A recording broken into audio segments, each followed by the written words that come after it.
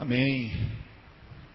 Na semana passada, nós começamos essa nossa sequência, essa nova série, Família Eterna.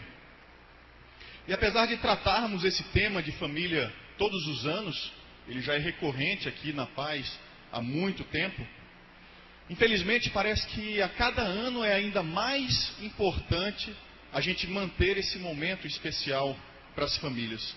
Porque a nossa sociedade, ela realmente está cada vez mais se perdendo em vários aspectos. E um desses aspectos, no qual a nossa sociedade está realmente muito longe da verdade, muito longe da vontade de Deus, é o conceito que ela tem usado e ela tem divulgado, ela tem tentado incutir na mente das pessoas a respeito de família. A cada dia, maiores ataques mais fortes contra a família nos moldes de que Deus criou, tem acontecido. Por isso, esse realmente é um tema que não pode ficar de fora da nossa atenção. E não pode ficar de fora não apenas ao longo desse mês, onde a gente aborda ele especialmente, mas não pode ficar longe da nossa atenção durante toda a nossa vida, durante todos os dias do ano. Nós sabemos que família é plano de Deus. Deus nos fez para convivermos, Deus nos fez para relacionamentos, e Deus nos fez sim para fazer tudo isso em família.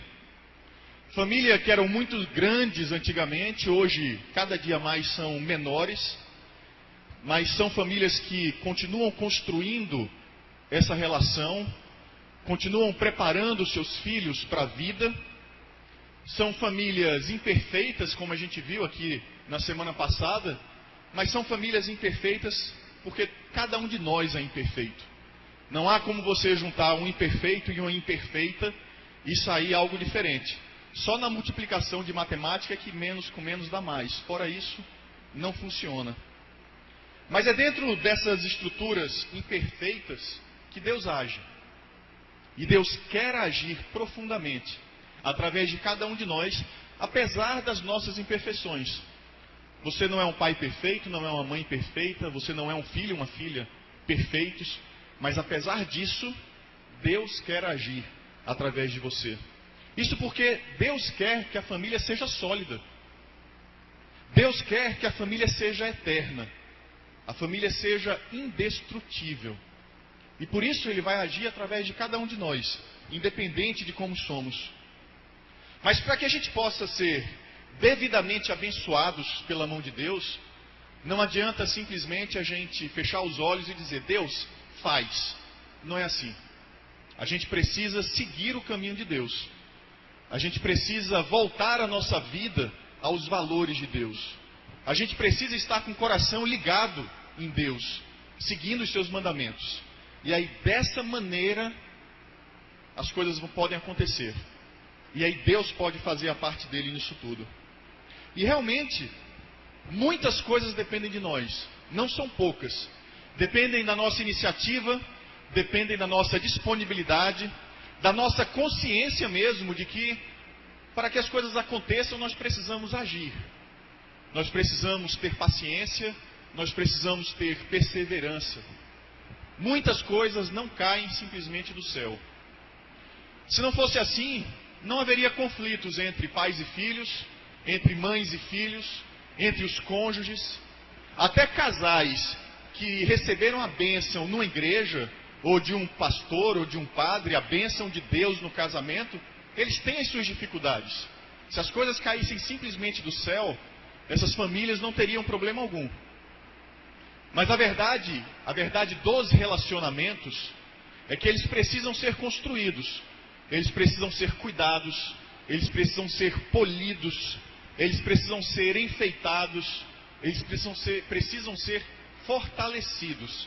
E para isso a nossa atitude dentro de casa, a minha atitude dentro da minha casa, a sua atitude individual na sua casa, ela é fundamental e indispensável.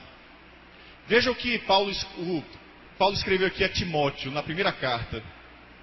Se alguém não cuida de seus parentes, e especialmente de sua própria família, negou a fé, e é pior do que um descrente. Olha o que Deus diz para a gente. Você pode ser o pastor de uma grande igreja, você pode ter um ministério extremamente abençoador, você pode fazer milagres em nome de Deus, mas a palavra diz que se você não cuida da sua casa, você é pior do que um descrente. Simples assim. Simples assim. O que Deus diz é: cuide da sua família. Cuide da sua família. Na semana passada, na primeira mensagem dessa série, nós vimos isso. Nós vimos que o nosso lar pode ser e deve ser uma fonte inesgotável de cuidado, de carinho, de amor, de palavras de afirmação para cada um de nós. Um lugar de refúgio, um lugar onde nós nos sentimos bem, um lugar onde nós somos felizes, independente do que esteja acontecendo em volta no mundo. O nosso lar é o nosso lugar de descanso, o nosso lugar de paz.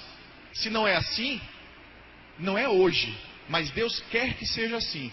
E eu profetizo na vida de cada um de vocês, que se vocês fizerem, seguirem e concordarem com o plano de Deus, isso vai ser uma verdade dentro da sua casa. Hoje, nessa segunda mensagem, nós vamos ver o que nós podemos fazer. O que é que cabe a gente? Quais atitudes cabem a gente de início para que nós possamos proteger esse nosso lar, proteger o nosso castelo de cristal, proteger essa fortaleza que Deus nos deu. O que fazer para proteger esse presente que Deus nos deu, que é a nossa casa? Para isso, é que nós vamos estar falando hoje a respeito de atitudes simples, atitudes práticas que nós realmente podemos tomar para fortalecer a nossa família. Mas que tal nós orarmos a Deus nesse momento, pedindo que Ele abra o nosso coração, que Ele abra a nossa mente, para que nós possamos receber sem barreiras a Sua palavra. Deus, obrigado, Pai, pela oportunidade de estarmos Te ouvindo, Senhor, recebendo a Tua palavra, Deus. Abre o nosso coração, abre a nossa mente, Deus. Te peço, Senhor, que Tu possas me esvaziar de mim mesmo, e tudo aquilo que eu venha compartilhar, Senhor, venha diretamente do Teu coração, diretamente do Teu trono para a minha vida, e da minha vida para a vida da Tua comunidade. Em nome de Jesus. Amém. Amém. Viver em família realmente não é uma tarefa muito simples. Formar uma família saudável num mundo que está tão doente parece uma missão quase impossível. Mas ela realmente é impossível se a gente quiser fazê-la sozinhos. Mas se a gente incluir Deus nessa história, se a gente incluir Deus no nosso planejamento de família, aí tudo passa a ser possível. E aí é possível sim a gente construir um lar saudável, um lar forte, um lar que resiste a chuvas e a trovoadas. É um erro a gente pensar que a nossa casa, ela pode viver completamente isolada do mundo. Sabe que os problemas de relacionamento que existem no mundo, os problemas de conceitos, o problema de valores, eles afetam a gente durante o nosso dia, mas quando a gente chega em casa, limpa o pé no tapetinho e entra, aquilo ali fica para trás. É uma ilusão a gente pensar isso. Tudo o que acontece no mundo está com a gente, na nossa vida, dentro da nossa casa. A vida ela realmente não é assim, as coisas não ficam simplesmente para trás. Na maioria das vezes, nós somos até muito mais verdadeiros e transparentes dentro da nossa casa, porque nos sentimos seguros, do que fora dela. E isso, apesar de muito bom, de maravilhoso, porque temos que ser verdadeiros e transparentes, mas isso às vezes traz algumas complexidades a mais nas nossas relações dentro de casa. Um outro erro comum é a gente imaginar que a nossa comunicação dentro de casa é perfeita. Ela é isenta de sentimentos complexos, que as pessoas se conhecem dentro de casa profundamente. É uma ilusão isso. Será que nós estamos completamente abertos para ouvir quem está do lado da gente? Será que a gente ouve bem quem está do nosso lado? Será que a gente realmente se sente à vontade para falar tudo com os nossos pais, ou falar tudo para nossos filhos, ou mesmo entre irmãos? Será que nós temos, consciência? E será que nós receberíamos de uma forma muito tranquila alguém sentado do teu lado dentro de casa e falar: você tem me machucado, você não tem feito coisas legais comigo, você não tem sido um bom irmão, você não tem sido um bom pai, você não tem sido um bom filho? Será que a gente recebe isso de uma maneira natural?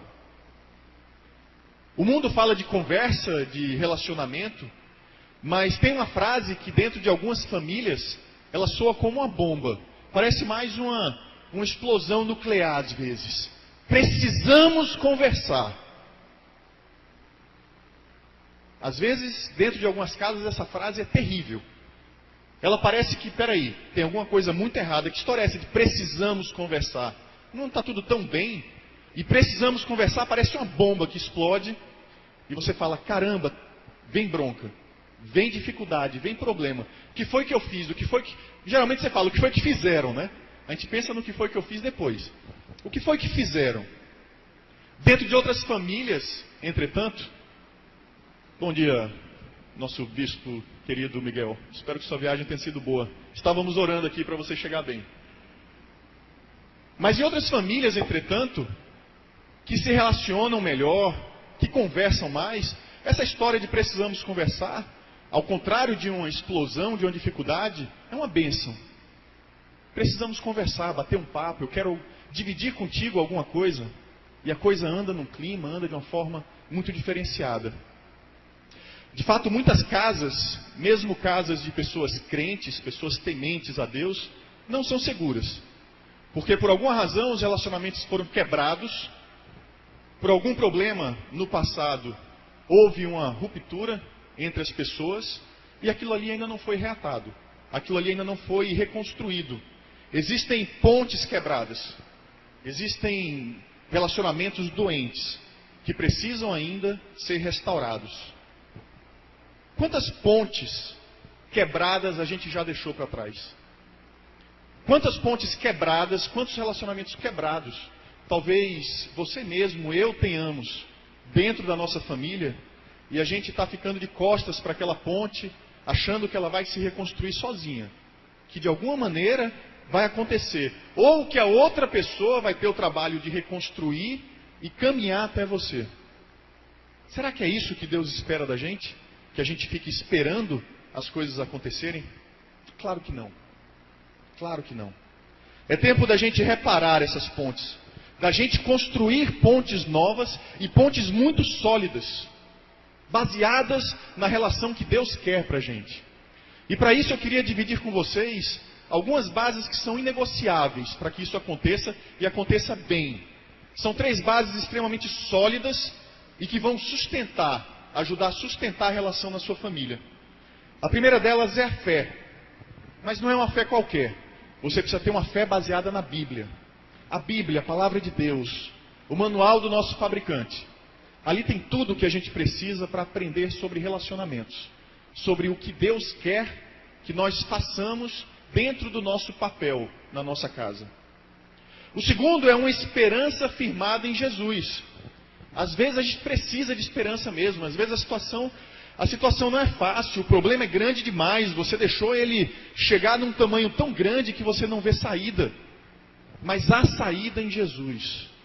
Há saída no que Jesus pode lhe mostrar para fazer. Há saída no que Jesus vai fazer na tua vida e no que Jesus vai fazer na vida da outra pessoa. Há esperança em Jesus. E por fim, um amor baseado em Deus. E quando nós amamos um amor baseado em Deus, não há impossível. Não há restrições. Não há porquês, não há sis. O amor de Deus é incondicional. E apesar do que fizeram com você, ou apesar do problema que você criou com outras pessoas, o amor de Deus é incondicional. A gente não pode fechar os olhos para outra pessoa, de forma alguma. Alicerce a sua casa sobre essas 3 pedras fundamentais e tudo vai andar no bom caminho. Creia que a sua casa pode ser um lar seguro, que ele pode prevalecer sobre qualquer dificuldade. Deus vai estar com você. Deus vai fortalecer você. Provérbios 3 diz assim: não terá medo da calamidade repentina, nem da ruína que atinge os ímpios, pois o Senhor será a sua segurança e o impedirá de cair em armadilha. Olha que maravilha. O Salmo 118 diz assim: o Senhor está contigo. A gente precisa de mais do que isso. O Senhor está contigo. Não temerei. Não tema. O Senhor está contigo. Seja você pai, seja você mãe, seja você as duas coisas ao mesmo tempo, seja você irmão, filho, filha, que talvez até sustente a sua casa, entenda, a família é o seu maior patrimônio. Não há patrimônio maior do que a família. Não há. Você precisa cuidar dela. Você precisa investir nela. Você precisa investir tempo, investir cuidado, investir atenção. Então eu não estou falando de investir no sentido financeiro, simplesmente, porque é importante também colaborar, ajudar. Mas eu estou falando aqui principalmente em você investir em vida. Você investir em relacionamento, numa boa comunicação, investir em amor, investir em respeito dentro da sua casa. Investir para que a sua casa ela seja um suporte para boas e más notícias, para boas e más situações, um lugar que enfrente acidentes de percurso. Afinal, percursos são passíveis de acidentes, de problemas, de dificuldades. Um lugar onde você mesmo não corre o risco de ser deixado para trás, se alguma coisa, se alguma dificuldade, algum desequilíbrio surgir na sua vida. Mas como eu falei no início, essa segurança não acontece por acaso. Nada acontece por acaso. Ela deve ser construída. E essa construção requer confiança, requer harmonia, requer verdade, requer cuidado. Essas não são coisas simples de serem conquistadas. Principalmente se algum dia elas já foram perdidas. Se esses vínculos já foram rompidos algum dia, é mais difícil de você reconstruir. Mas confie em Deus. Confie porque Ele pode te ajudar a renovar isso. Ele pode fazer isso acontecer. Mas como renovar então isso? Como eu posso trazer segurança para dentro do meu lar? Se essas relações, por alguma razão, já foram fragilizadas.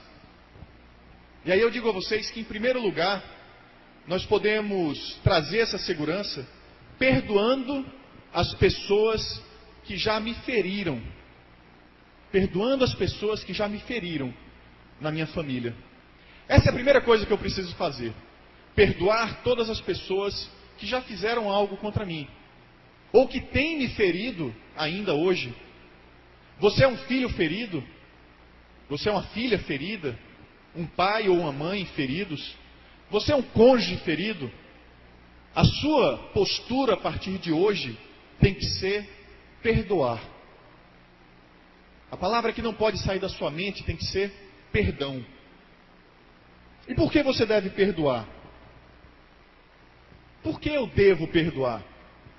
Em primeiro lugar, porque Deus já me perdoou. Deus já te perdoou. E Deus pede, ou melhor, Deus diz que nós precisamos fazer a mesma coisa. Colossenses 3,13: sejam amáveis e prontos para perdoar. Jamais guardem rancor. Lembrem-se que o Senhor os perdoou, portanto vocês devem perdoar os outros. Deus não diz, você pode pensar a respeito, você pode fazer uma avaliação, você pode fazer um planejamento. Não, Deus diz, vocês devem perdoar as outras pessoas. Quando eu lembro o quanto Deus já me perdoou, o quanto eu penso no tanto que Deus tem me perdoado dia após dia, fica muito mais fácil a gente querer e se disponibilizar a liberar perdão para as outras pessoas. Pense que você nunca vai ter que perdoar alguém mais do que Deus tem te perdoado. Nunca. Eu nunca vou precisar perdoar alguém mais do que Deus tem me perdoado. E se Ele faz isso e diz que eu devo perdoar as outras pessoas, o que é que eu posso fazer? A não ser obediente. O não perdoar é desobediência. E a gente não tem como construir o nosso lar em cima da desobediência a Deus. A gente não tem como construir a nossa vida em cima da desobediência a Deus. Uma das razões por alguém ter dificuldade de perdoar outra pessoa, em geral, ela não se sentir perdoada. Ela não ter essa sensação, realmente esse sentimento de que foi perdoada, esse entendimento. As pessoas, por outro lado, que se sentem perdoadas, elas têm muito mais facilidade a isso. Será que você se sente perdoado por Deus? Será que você realmente crê que Jesus morreu naquela cruz para te livrar dos teus pecados? E Ele abriu uma porta imensa de perdão, e que Ele está disposto a fazer isso todos os dias para você, por você? Isso é muito importante. É muito importante. Entender o sacrifício e o perdão de Deus na vida da gente é a base para que a gente possa construir o resto. Para que a gente possa construir relacionamentos verdadeiros, livres de questões do passado. E é por isso que eu queria desafiar você agora. Você que talvez ainda não se sinta perdoado por Deus, você que talvez tenha dificuldade de aceitar esse sacrifício de Cristo por você, pela sua vida, você que ainda tem dificuldade de perdoar o seu próximo, alguém dentro da sua casa, independente da razão que seja, você tem essa dificuldade de fazer isso. Eu queria desafiar você. Na verdade, eu quero chamar toda a igreja para que nós estejamos de pé agora. Eu queria ministrar na vida de vocês a respeito disso. Sabe, eu quero pedir a Deus que Ele toque o coração de vocês, toque a mente de vocês e traga a vocês esse entendimento de que o perdão dEle não depende de nós. É uma vontade, é uma graça que Ele traz para a vida da gente. E eu queria que você, se você não fez isso na sua vida ainda, que você realmente coloque diante de Deus toda e qualquer pessoa, toda e qualquer situação que depende da sua iniciativa, depende do seu coração para que ela seja resolvida. Qualquer pessoa que você lembra, poxa, eu não perdoei aquela pessoa, eu não perdoei nessa situação, eu queria que vocês colocassem isso diante de Deus. Deus Pai, obrigado, Senhor. Obrigado pelo sacrifício do Teu Filho naquela cruz. Obrigado, Deus, porque você sempre teve a Tua mão sobre nossas vidas, disposta a fazer tudo por nós. Mas muitas vezes nós nos fechamos, Deus, e nós não conseguimos entender esse poder libertador do Teu perdão. Pai, nós queremos abrir os nossos corações agora, Senhor. Pai, eu coloco nas Tuas mãos a vida de cada pessoa que está aqui hoje entre nós, para que Tu possas tocar seus corações, Senhor, tocar suas vidas, para que Tu possas fazê-los perceber o Teu perdão, Pai. Que esse perdão que Tu dá a cada um de nós, Deus, ele não é um perdão que vem de graça, não. É um perdão que vem com o preço do sangue do Teu Filho. Ele que morreu naquela cruz pela vida de cada um de nós, Senhor. E ao aceitar, Senhor, o sacrifício do Teu Filho, nós não temos o direito de segurar dentro de nós o perdão. Nós não temos o direito de restringir o amor que nós levamos a outras pessoas, Pai. Por isso, toca cada coração aqui, Deus, eu te peço. Transforma, Senhor, cada mente. Que cada um aqui, Pai, possa sair daqui com a certeza do Teu amor, a certeza do Teu perdão. Para que assim nós tenhamos, Pai, maior capacidade de liberar perdão às outras pessoas. As pessoas que nos feriram, Pai, talvez desde quando éramos criança. Pessoas que nos feriram recentemente. Pessoas que deixaram marcas e cicatrizes em nós. Mas que nós possamos, apesar de tudo isso, a despeito de tudo isso, Senhor, possamos entender o Teu amor, possamos entender a força da Tua presença em nós, e que nós possamos, através do perdão por essas pessoas, nós possamos restaurar esses relacionamentos, para que a nossa família possa ser verdadeira e verdadeiramente forte em Ti. Obrigado, Pai, pelo Teu amor, em nome de Jesus. Amém. Amém. Podem sentar, queridos. Uma outra razão para você perdoar é porque ressentimento é um veneno contra mim mesmo. O ressentimento, ele é um veneno contra a sua própria vida. Jó no capítulo 5 diz assim: ficar desgostoso e amargurado é loucura, falta de juízo que leva à morte. A mágoa realmente é algo completamente sem sentido. Ela é desnecessária, a mágoa é desnecessária e a mágoa é doentia. Rick Warren ele diz assim: Guardar ressentimento no coração é como cometer um suicídio emocional. Suicídio emocional. E se você pensa que a sua mágoa atinge outra pessoa, suicídio é só contra nós mesmos, não é isso? Todo mundo sabe o que é suicidar, né? Então, guardar ressentimento no coração é como cometer suicídio espiritual, emocional, psicológico e muitas vezes físico. A amargura ela é uma loucura, justamente porque ela é ilógica, sem sentido. A amargura leva as pessoas a fazerem coisas completamente estranhas, muitas vezes estúpidas até, coisas difíceis de serem reconstruídas depois. As pessoas deixam de viver um presente que pode ser maravilhoso, pode ser abençoado, para viver num passado de dor e tristeza. Isso não faz sentido para mim. Se alguém acha que isso é lógico, você deixar de viver um presente bom para ficar amargurado com dores do passado, eu não consigo entender a lógica disso. Viver uma melancolia destruidora, uma melancolia que só te traz tristeza, que não te deixa pensar no futuro, que não te deixa construir o presente, isso não faz sentido. Se você pensa assim, me desculpa dizer, mas você precisa de ajuda. Você precisa da ajuda de Deus. Você precisa abrir o seu coração para ter um entendimento diferente. Porque viver com essa amargura, com essa melancolia, é como você dar um tiro no pé. Sabe, é como você atirar uma flecha querendo pegar alguém, e essa flecha volta e atinge você. Sabe em bumerangue, aquele brinquedinho que você joga assim, ele vai, dá a volta e a pessoa pega? É como você jogar um bumerangue e virar de costas. E não atentar que aquilo ali de alguma maneira vai voltar e vai bater na tua cabeça.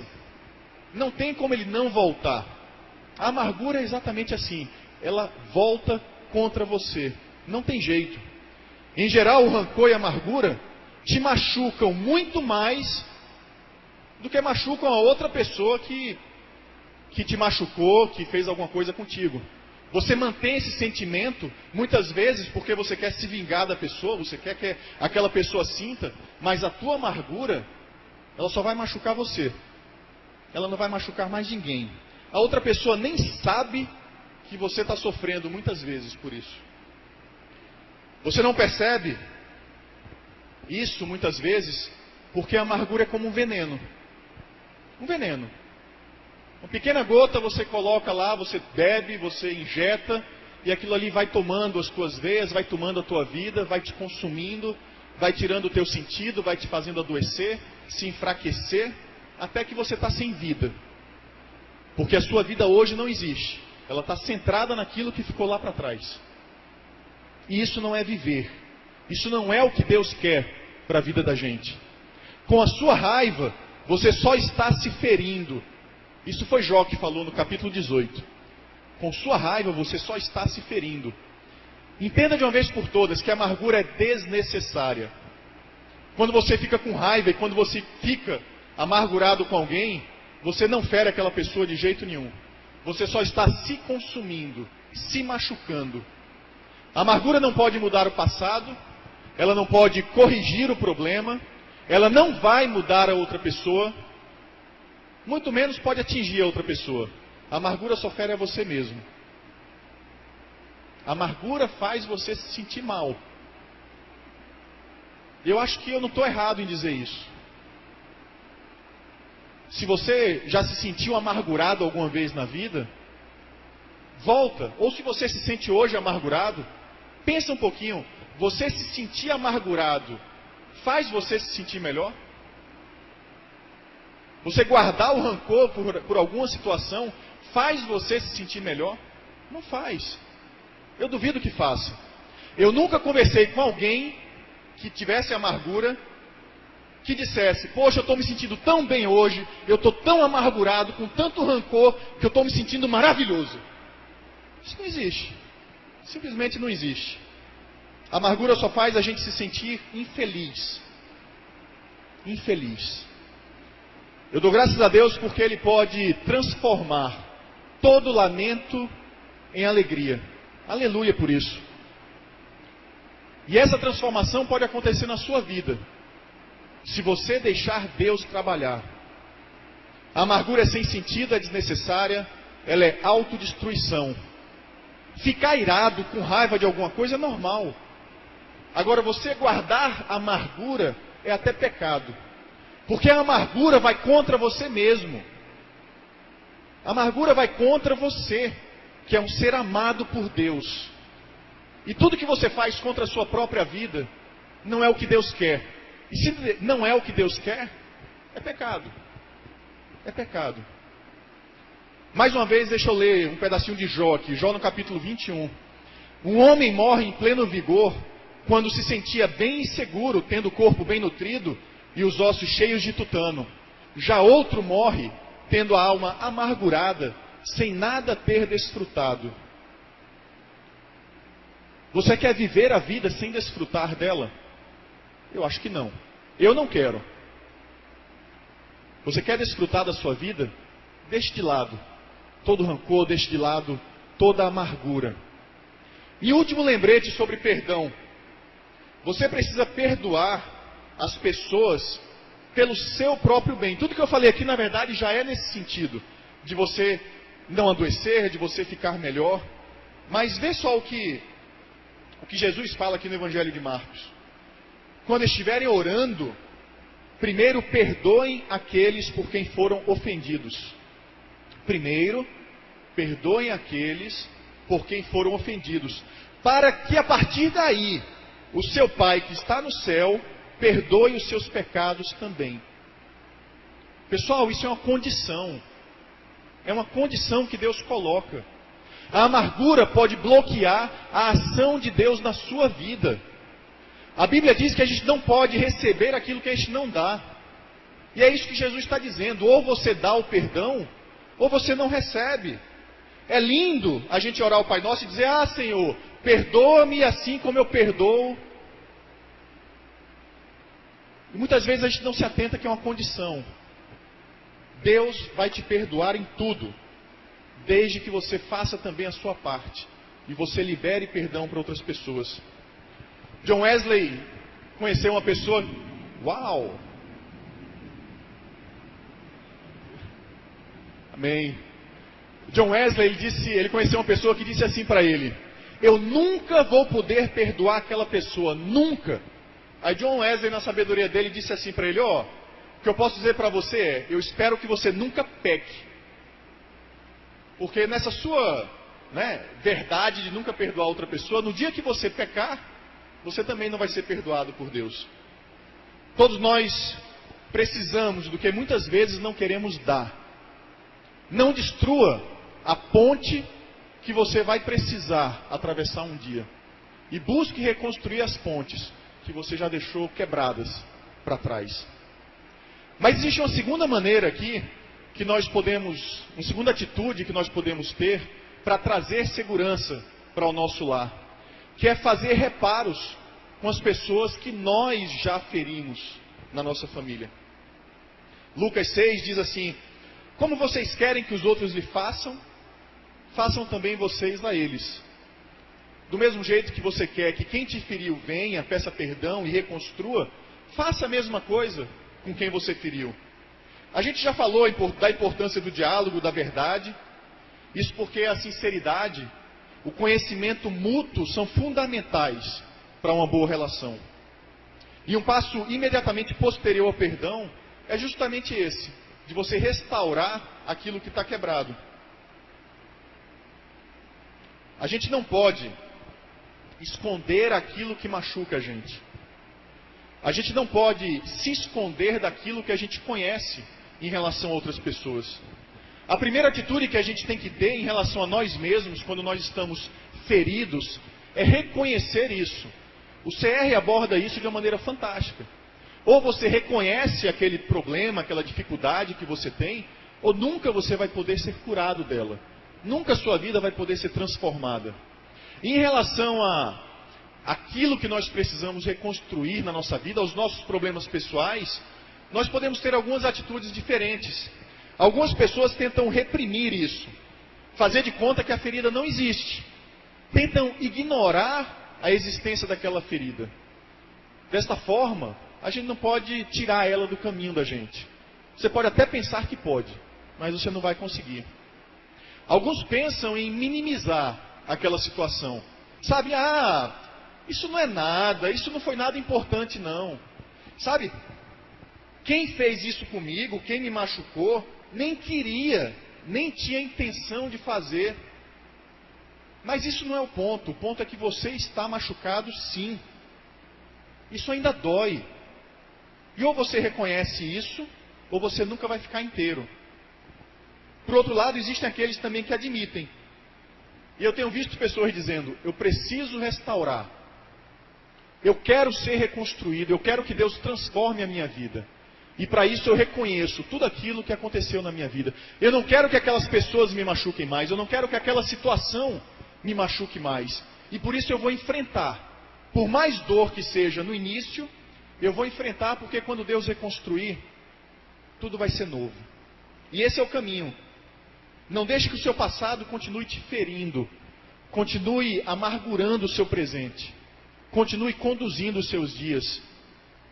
Sabe, até quando você vai adiar aquela tua conversa com teu filho? Até quando você vai adiar a conversa que você precisa ter com o seu marido, com a sua esposa? Até quando? Até quando você vai esperar o teu irmão vir falar com você? Até quando? Deus não quer que a gente espere. Deus quer que a gente dê o primeiro passo. Deus quer que você dê o primeiro passo para restaurar os relacionamentos na sua família. Assuma que você tem feridas. Se liberte do seu passado. Seja reconstruído por Deus. O resultado disso tudo não é outro que não você sentir a paz de Deus.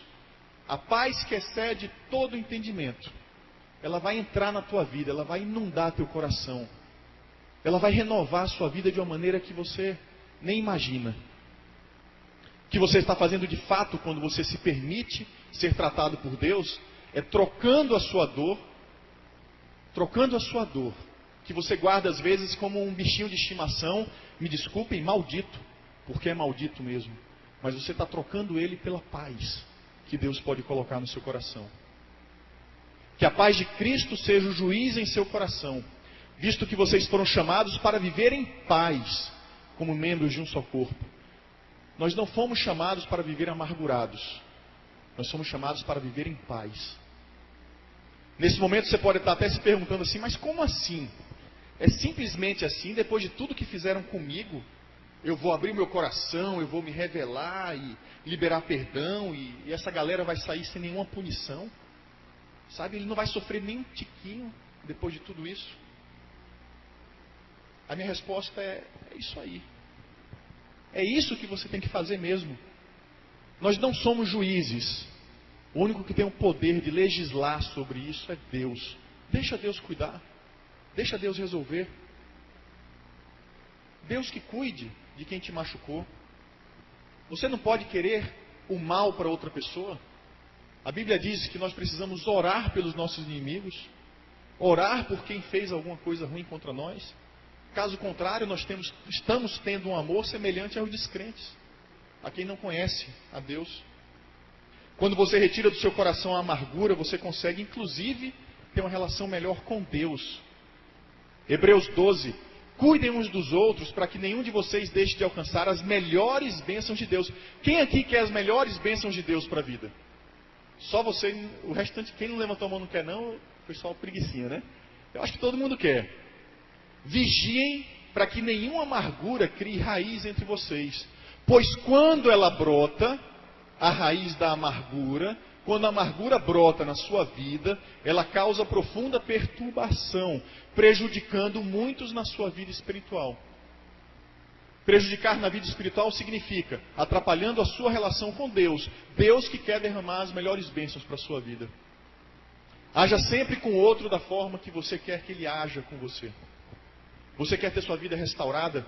Ajude a restaurar a vida de quem já te machucou. Mas quando você for dar esse passo, tenha o cuidado de fazer da maneira certa. Existe uma maneira certa de fazer, existe uma hora certa de você fazer isso. Eclesiastes diz, existe um tempo certo e um modo certo de fazer cada coisa. Então o tempo de corrigir não é o seu tempo, não é quando você está bem. É um tempo onde a outra pessoa pode estar atenta a você. Onde você vai poder conversar direitinho. Sabe, a esposa quase dormindo, você vira para ela lá, amor, eu preciso agora abrir meu coração, eu te machuquei, ela já está dormindo ali, não é a hora certa. Não é o momento. Espera um momento legal, espera o café da manhã. Né? Começa, leva flores já no café da manhã, prepara o café da manhã, já prepara o terreno, bate um papo legal, resolve a situação. Mesma coisa a esposa, né? O marido está assistindo o jogo lá, final de campeonato, o time dele jogando lá, os últimos minutos. Meu bem, eu preciso falar com você sobre a nossa relação. É bronca. Não é o momento. Não dá muito certo, né? Só vai criar mais problema. Existe a atitude certa também. Em vez disso, seguiremos com amor a verdade em todo o tempo, falando com verdade, tratando com verdade, vivendo com verdade. Efésios 4. Como é que você gostaria que alguém se desculpasse com você? Com subterfúgios, começando, né, como come papa, né, pela beirada, aquela conversa mole. Não, tem que ser verdade, tem que ser direto, tem que ser simples. Você não vai se desculpar com alguém, pedir perdão para alguém, querendo que a pessoa assuma parte da culpa. Esquece a parte dela. Assuma a sua parte na história. Seja verdadeiro, seja franco, seja direto e simplesmente assuma aquilo que você fez. Deixa a parte dela com ela e com Deus. Paulo disse assim aos romanos: façam todo o possível para viver em paz com todos. Não é com alguns, é com todos. E a gente está falando aqui de família. Todos da sua casa, todos da sua família. Todos que convivem com você. A nossa família é o maior bem que nós temos aqui na terra. Deixe de lado todo o rancor, deixe de lado toda a amargura. Deixe de lado todo o orgulho, todo o ressentimento. E faça do seu lar um lugar verdadeiramente seguro.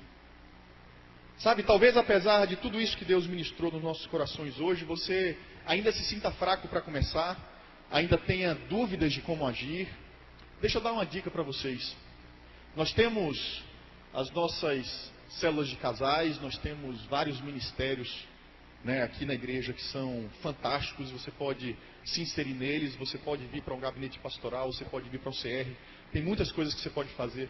Mas a gente está falando de família e, em geral, a relação marido e mulher, é uma relação que conduz a vida daquela família. A responsabilidade sobre a família é do marido e da esposa. E nós temos o nosso ministério de mentoreio de casais aqui na igreja. Nós temos esses grupos de mentoreio que vem sendo formado já há alguns anos e que verdadeiramente eles são bênção na vida dos casais que participam. Não deixe de aproveitar essa chance. Nós estamos montando novos grupos que vão começar a partir do próximo mês. Então é o momento de você fazer inscrição, de na saída pegar ali a fichinha e fazer a sua inscrição para o mentoreio. A chance é agora. A chance não é amanhã, a chance não é no próximo final de semana, a chance é hoje. Né? Eu e Renata, alguns meses atrás, a gente entrou num grupo de mentoreio. E apesar de trabalhar com casais, de ler livros e tudo mais, a gente acha que a gente já sabe de tudo, mas não é verdade. Não é verdade. Aquilo que a gente convive com os casais que estão fazendo conosco, o casal que está mentoreando a gente, as experiências que a gente ouve, os materiais que a gente tem lido, né, os vídeos que a gente tem assistido, tem trazido tantas coisas maravilhosas para a minha relação com Renata que não dá para minimizar aqui, nem dá para explicar em poucas palavras. Às vezes coisas realmente grandes e que a gente não se atentou, e muitas coisas tão simples, tão práticas, tão do dia a dia, que a gente pode, sabe, inserir na nossa relação, inserir no nosso dia a dia e fazer com que ela seja muito melhor, muito mais firme, muito mais forte, muito mais verdadeira. Então, se você é casado, não caia na besteira de pensar: ah não, mentoreio de casais é para casais que estão com problemas. Não. Não é um aconselhamento pastoral para resolver o seu problema de casamento. Não é isso. Isso é outra história. O mentoreio, ele vai levar o seu casamento a um nível muito melhor. Se você tem problema no seu casamento, ele vai te ajudar a resolver. Se o seu casamento já está bom, ele vai ser melhor ainda. Se ele é excelente, você nem sabe o que vai acontecer. Mas vai acontecer. Então não perca a chance.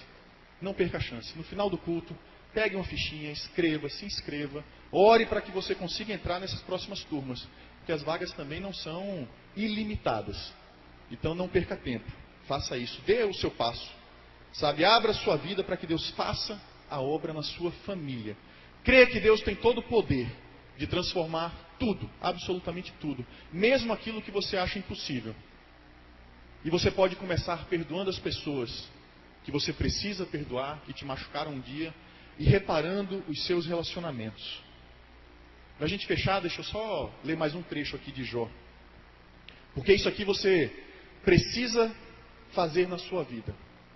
Eu queria que cada um de vocês, se vocês fizerem esse propósito aqui com Deus, não é comigo, é com Deus. Se vocês fizerem esse propósito com Deus aqui hoje, e vocês esqueceram tudo que eu falei para trás, eu vou sair daqui muito satisfeito. Faça um propósito em seu coração de obedecer a Deus. Ore sinceramente a Ele e deixe de lado todos os seus pecados e injustiças. Então você poderá aparecer diante de Deus de cabeça erguida. Os seus sofrimentos ficarão para trás, como águas passadas, e você nunca mais se lembrará deles. Abaixe a sua cabeça, vamos agradecer a Deus por tudo que Ele nos ensinou hoje. Obrigado, Pai, pela Tua palavra, Senhor. Obrigado, Deus, por Tu nos perdoar quando nós não merecemos o Teu perdão. Obrigado por tudo que Tu tens nos ensinado, Pai. Eu quero pedir que Tu possas derramar a Tua bênção.